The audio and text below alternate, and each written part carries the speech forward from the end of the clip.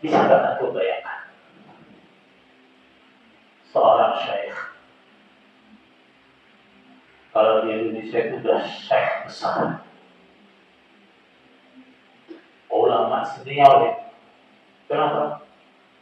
Dia punya majelis di Masjidil Haram.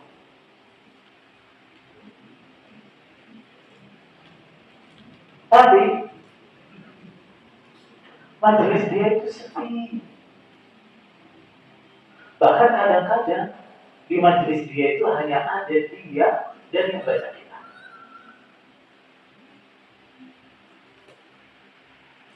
Terus dia gimana? Ya jadi kajian. Karena yang datang cuma satu orang. Enggak. Dia tak peduli. Yang datang satu orang pun dia tetap kajian. Kira-kira kalau kita gimana? Nah, anak bahkan dia bisa bayangkan. Datang mau kajian, misal datang di sini, terus yang mau datang kajian cuma satu orang Pak, di rumah aja misalnya. Kira-kira saya langsung minta libur gitu. Nah, tapi coba yang tadi kalau bukan karena keikhlasan bisa nggak bisa. Walaupun yang datang cuma satu orang nggak apa-apa. Kenapa? Nah, urusan dia adalah dengan Allah Subhanahu Wa Taala.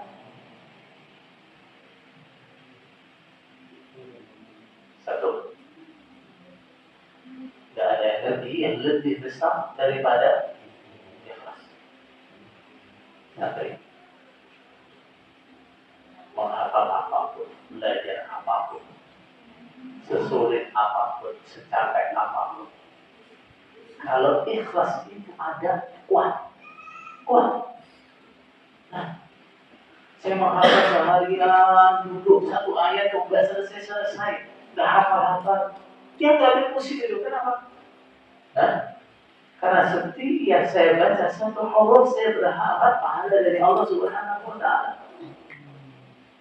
Hafal itu bonus. Tapi saya baca setiap satu huruf itu ada kebaikan yang Allah janjikan. Nah, ini materi saya nggak bisa, sulit sekali. Atau yang paling sulit, materi apa? Tahu. Nah, sudah belajar nahu, udah sulit. Banyak santri yang ada di sama pelajaran nahu. Nah, sampai ada yang ngomong kawaid bikin kawaid katanya. Kawaidnya bikin kawaid. Tapi kalau ada ikhlas, nggak masalah. Saya itu loh paham, nggak paham, duduk di majelis itu sudah dapat paham. Ya nggak? Nah, kemudian tidak ada energi yang paling awet yang bisa kekal daripada ikhlas. Nah, kita belajar. Kalau motivasi kita selain Allah Subhanahu Wa Taala, gampang sekali kita putus asa, berhenti dari target kita. Ya kan? Misal, sebagian santri oleh keluarganya dimotivasi. Nah, kalau kamu pengen jadi polisi, jadi tentara, atau kuliah di mana universitas yang terkenal, salah satu jalur yang paling bagus itu adalah dengan menghafal Quran. Kenapa? Di sana itu ada beasiswa khusus, atau jalan khusus untuk menghafal Quran. Nanti kalau hafal Quran 10 juz, 15 juz, nanti daftar polisi, tentara, itu ada respon sendiri. Bisa hafal Quran 15 juz, 10 juz, nanti dalam mau kuliah ada respon sendiri, atau nanti hafal 30 juz. Terus dia menjadikan hafalan Al-Quran sebagai motivasi untuk itu. Motivasi dia menghafal Quran itu. Nah, motivasi yang seperti ini dia motivasi yang benar, dan gampang habis. Kenapa? Sekarang, ketika saya menghafal Al-Quran tujuan saya adalah supaya saya nanti mudah diterima di perguruan tinggi. Ternyata dalam perjalanan yang menghafal Quran itu berat sekali. Akhirnya apa saya bilang? Saya mau cari jalur yang lain. Ya enggak? Nah, mau kuliah nggak harus lewat jalur menghafal Quran. Tinggal menghafal Qurannya. Yang tadi mau masuk polisi lewat jalur menghafal Quran. Sama. Begitu merasa berat dalam menghafal Quran, ditinggal. Kenapa? Nah, jadi polisi nggak harus lewat jalur ini. Ya. Yang ingin hafal Quran, motivasinya adalah apa? Pengen dapat syahadah. Tapi pengen dapat syahadah hafal Quran 30 juz. Sebelum dia dapat syahadah semangat. Semangat apa? Semangat murojaah. Begitu sudah dapat syahadah, rasa sudah lulus. Gak akan lagi semangat untuk belajar. Jadi enggak. Tapi kalau motivasi dia itu adalah Allah Subhanahu wa Ta'ala, bisa di-cancel nggak? Tujuan kita adalah surga. Tujuan kita adalah derajat yang tinggi di sisi Allah Subhanahu wa Ta'ala.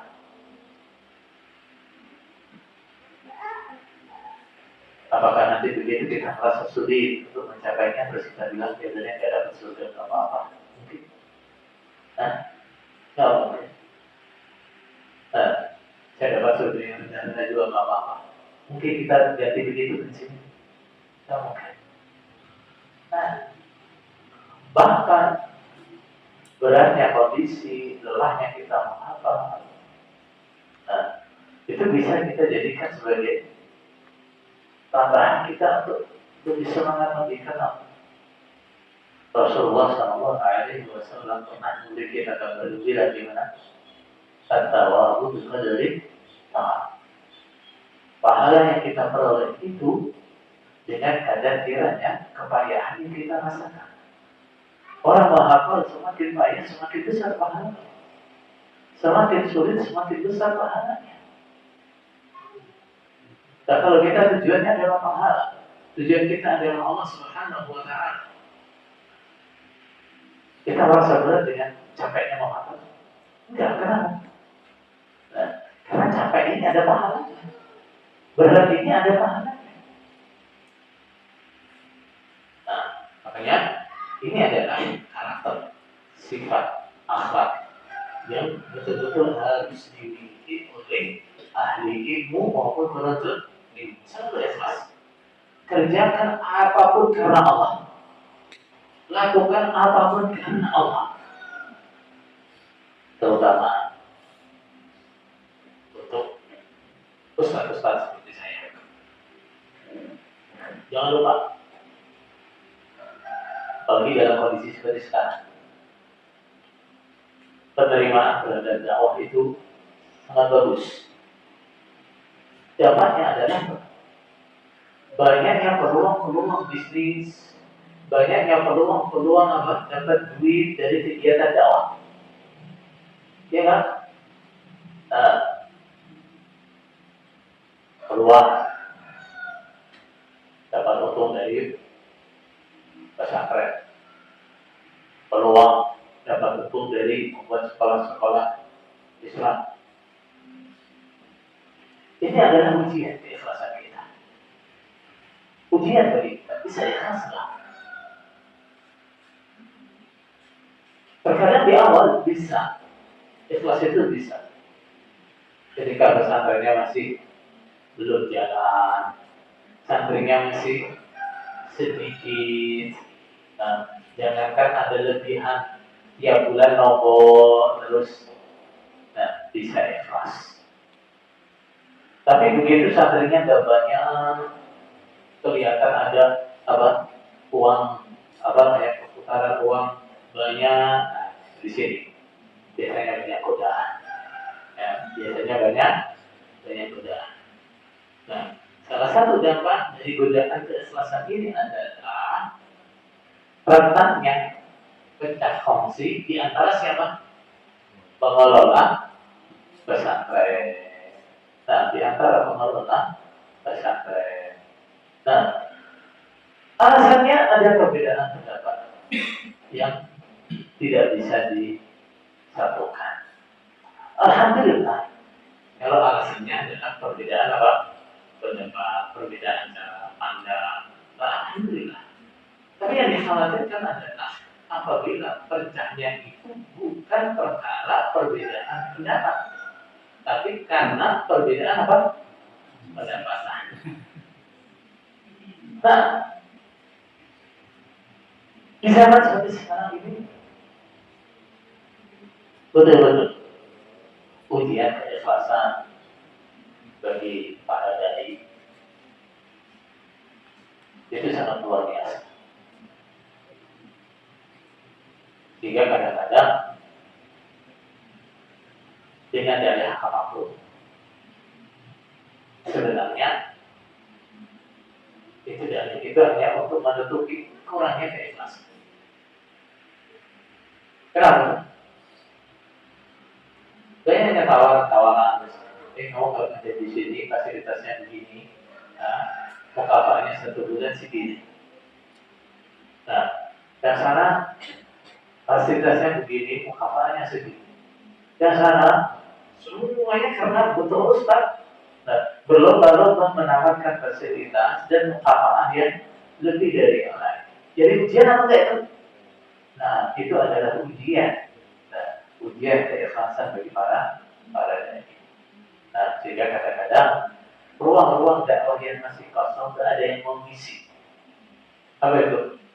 Dakwah-dakwah dan di pelosok-pelosok, dan isi kajian di pelosok-pelosok yang di situ apa? Mungkin tidak menawarkan keuntungan secara ekonomi. Nah, tidak ada yang isi. Nah, masjid yang besar-besar, yang apa namanya, yang amplopnya tebel-tebel, setiap pekan bisa mengadakan kajian. Setiap pekan ada kajian. Bahkan 1 pekan bisa 2 kali, 3 kali ada kajian. Yang disuruh ngisi ke situ semangat semua. Di pelosok-pelosok. Nah, masalah-masalah yang kecil. Ini tadi isi kajian. Sampai berbulan-bulan gak ada yang isi kajian. Nah, di sini keikhlasan kita diuji. Keikhlasan kita diuji. Mudah-mudahan Allah Subhanahu wa taala menjadikan kita orang-orang yang selalu ikhlas. Baik. Wal yakin. Yakin itu apa? Kepercayaan yang penuh terhadap apa? Di antaranya adalah terhadap apa-apa yang dijanjikan oleh Allah Subhanahu wa taala. Nah, bila Allah menjanjikan kemuliaan, apabila kita betul-betul mengagungkan kepada ilmu, berpegang teguh kepada ilmu, yakin betul itu. Yakin. Nah, yakin ketika kita dakwah dengan ikhlas, Allah pasti akan menolong kita, yakin. Nah, terkadang saudara sekalian, masalah itu adalah ketika kita melihat kemuliaan itu hanya dari sisi-sisi materi. Mengira ketika Allah menjanjikan kemuliaan untuk ahli ilmu, yang kita bayangkan adalah fasilitas-fasilitas dunia, penghasilan yang besar, atau yang kita bayangkan adalah kedudukan dunia.